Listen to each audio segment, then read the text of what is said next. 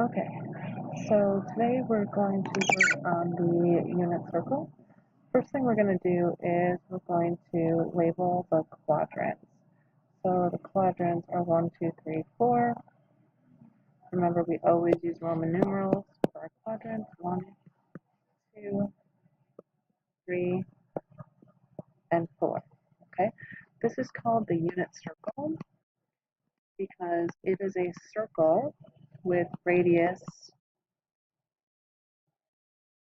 1 unit, whether that be 1 mile, 1 inch, 1 meter, it's 1 unit. So given that the circle has a radius of 1 unit, label the points of intersection of the circle and the axes. So what is this point here? Well, if my radius has a length of 1, then this would be the point 1, 0. If this has a radius of length 1, this would be the point 0, 1. Another radius of 1, this would be the point -1, 0, because we're going in the negative direction. And a radius of 1, this will be the point 0, -1, because we're going in the negative y direction. And the last thing I wanted to do was label the angles at each of these axes in both degrees and radians. So we'll start out here at 0 degrees. We'll work our way around to 90 degrees, 180 degrees, 270 degrees, and back to 360. We also want to do this in radians. So 0 radians, we'll have pi over 2 radians, pi radians, 3 pi over 2 radians, and back around to 2 pi radians. Now, all of these things we have talked about before on previous note sheets. Next up, we're going to talk about the bisectors. So we have a list of things that we're going to do, numbers 1 through 10. It's going to be tough for me to show you both at the same time, but I'll do my best. So first thing we're going to do is we're going to bisect each quadrant. So what do I mean? I mean, you take our circle, and we're going to bisect the quadrant. So as best you can, bisect the quadrant. What does bisect mean? Bisect means cut in half, okay? So then after you do that, in quadrant 1, I want you to put a point on the intersection of the circle and each bisector and label it x, y. So here we're going to have the point x, y. In quadrant 1, I want you to draw a segment from that point x, y to the x-axis. So from here, going straight to the x-axis. Well, what does that get us? That gets us a 90-degree angle there. Then I want you to label the angle in the triangle. So what angle is here? Well, this whole angle was 90, so when we cut it in half, that angle is 45 degrees. Then what? Then I want you to label the radius of the circle. R equals 1 unit, so here was a radius from the center of the circle to a point on the circle that has a length of 1.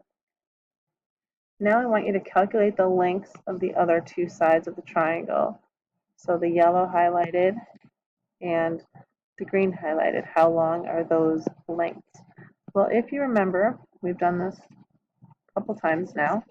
We have a 45, 45, 90 triangle, and we have a radius, or the hypotenuse is a length of 1. When we talk about a 45, 90, we have x, and x square root 2 for the lengths of sides. So when we set up our little mini equation here, x times the square root of 2 equals 1. Divide both sides by the square root of 2. X equals 1 over the square root of 2. Rationalize that, and we get the square root of 2 over 2 for our x value. That means this length here is the square root of 2 over 2, and this length here is the square root of 2 over 2. So now that we have the lengths of both sides of the triangle, if I put those back, this was the yellow highlighted piece, and this was the green highlighted piece. So this side here is the square root of 2 over 2, and this piece here is the square root of 2 over 2. So then I want to relabel the point. Instead of labeling it XY, I want to use the lengths of the sides that I just found. So that would be square root of 2 over 2, comma, the square root of 2 over 2 for the XY values. Okay. Then I also wanted to label the angle in terms of radians. So this was 0 radians, this was pi over 2 radians, and then I bisected that quadrant 1. So when I cut pi over 2 in half, I'll take pi over 2 times a half, I get pi over 4. So not only is this 45 degrees, but that angle is also pi over 4 radians. Using this point in the bisectors in the other quadrants, can you determine the other points of intersection? So now I want to find this green point over here. Well, if I draw my triangle in, because of it being bisected, I'm going to end up with another 45, 45, 90 triangle, and my radius is still 1. So my point here is going to be the same as my point over here. So all I need to do then is translate that ordered pair, square root of 2 over 2, square root of 2 over 2, over into quadrant 2. But in quadrant 2, the x is negative, so I'm going to make the x value negative. If I find my point here down here in quadrant 3, let's say the orange one, and I draw in that same right triangle, the sides are going to have the same lengths again. So I'm going to have the square root of 2 over 2, comma, the square root of 2 over 2 again, only in quadrant 3, both the x and the y are negative, so I need to make both x and y negative. Flip it around to quadrant 4, again, drawing that same triangle, still a 45, 45, 90 triangle.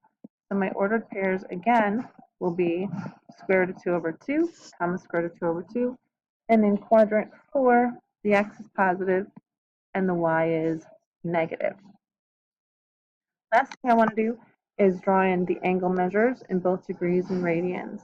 So if I go around the circle, each one of these lines splits the coordinates up, or the quadrants up into 45 degrees. We'll have 45. We've already stated before that this one is 90. At another 45, I'll get 135 degrees. We'll get 180. At another 45, we'll get 225. At another 45, 270. At another 45, 315. At another 45, we're back to our 360.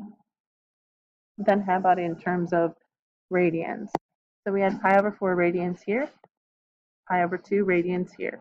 We know this is pi radians. So how much is between 1/2 and 1? What's perfectly in the middle? 3/4. So that line will give us a 3 pi over 4. Now if we're thinking about it, we can be counting. Here we've got 1 pi over 4, 2 pi over 4, which reduces, 3 pi over 4, 4 pi over 4. This will give us 5 pi over 4, 6 pi over 4, also known as 3 pi over 2 when we reduce, 7 pi over 4, and 8 pi over 4, which reduces to 2 pi once we've made it all the way around. So that's the bisector stuff that we need. Now there's a lot drawn in here, and we're going to clean it up on Friday and have a nice, neat unit circle. You guys, I want you to do the same thing that we did with the bisectors with the trisectors. So instead of bisecting the quadrants, I want you to trisect the quadrants, draw in the right triangles, using 30, 60, 90 triangles, see if you can figure out those sides. Remember, for a 30, 60, 90 triangle, opposite 30 is x, opposite 60 is x times the square root of 3, and opposite the 90 is 2x. So you will have your radius of 1, the hypotenuse of 1. See if you can figure out those lengths of sides, and see if you can figure out those coordinates, and see if you can figure out those radian measures. The degrees should be pretty easy. Okay? Good luck, and I'll see you guys on Friday, and we'll put it all together and make a nice, neat, pretty unit circle. Have a great day.